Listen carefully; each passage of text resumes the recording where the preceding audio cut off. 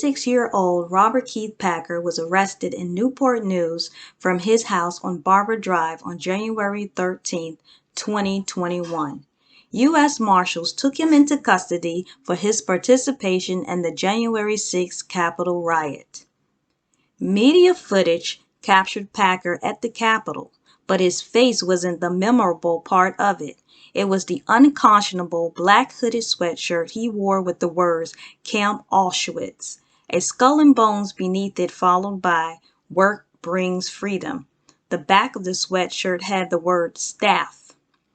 Camp Auschwitz was a World War II Nazi concentration camp that was deceptively disguised as a work camp.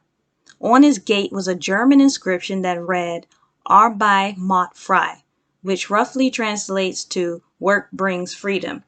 In reality, it was a death camp intended to lure unsuspecting people, mostly Jews, to their deaths. For 5 grueling years, the Nazis managed to murder more than 1 million people. The skull and bones icon was not just a fashion statement, but it played into the dark, sinister theme of the sweatshirt. It is the symbol representing the 33rd Waffen SS Panzer Division, Totenkopf. Totenkopf is German for death's head. It was one of the 38 Nazi Germany military units during World War II. Is it just me, or does it seem like Packer appeared to have made himself an honorary Nazi? Eerily enough, he even chose which Nazi division he wanted to be in. FBI Special Agent Paul J. Fisher described the sweatshirt in a federal affidavit as a symbol of Nazi hate ideology. It was an odd choice to wear in support of a man with Jewish grandchildren. Nonetheless, the Nazi sweatshirt would be one of the items that helped the FBI confirm Packer's identity. An anonymous witness informed Special Agent Fisher that they recognized Packer as a regular customer at a store near Newport News. The witness supplied the FBI with surveillance video footage of Packer walking into the store on December 11, 2020, wearing that same god-awful sweatshirt. CNN spoke to other anonymous sources that gave some interesting insight into Packer's mindset. One Virginia source said, "He's been always extreme and very vocal about his beliefs." Another person described him as offbeat. They have heard Packer air out his frustrations about the government, but couldn't recollect whether he mentioned anything about Donald Trump and election fraud claims. If someone is a Trump supporter, you'll remember them talking about Trump. They'll quote every stupid thing that he says. From the information provided by this source, supporting Donald Trump may have not been Packer's priority. Perhaps his grievances were mostly with the American government.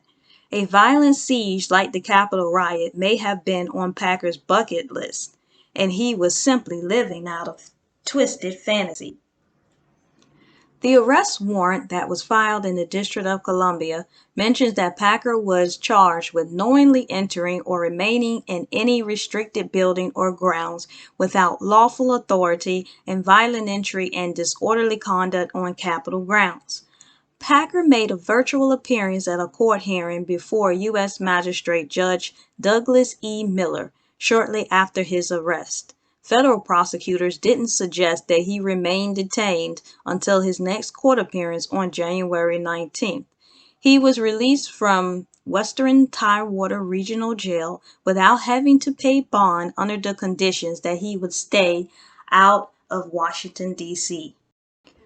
Packer returned to his Hinnenwood home where one of his neighbors, Joseph Ashley Masters, was in full support of his insensitive attire and unlawful behavior. From what I know of him, he is a good guy. You go, boy, express your feelings. Everybody is entitled to their opinion, and he's just showing his. Unlawfully storming the U.S. Capitol in an effort to impede democracy is just one of Packer's many run-ins with the law. Through the years, he has been arrested for other illegal exploits. In the 1990s, he was declared a habitual offender in Hampton.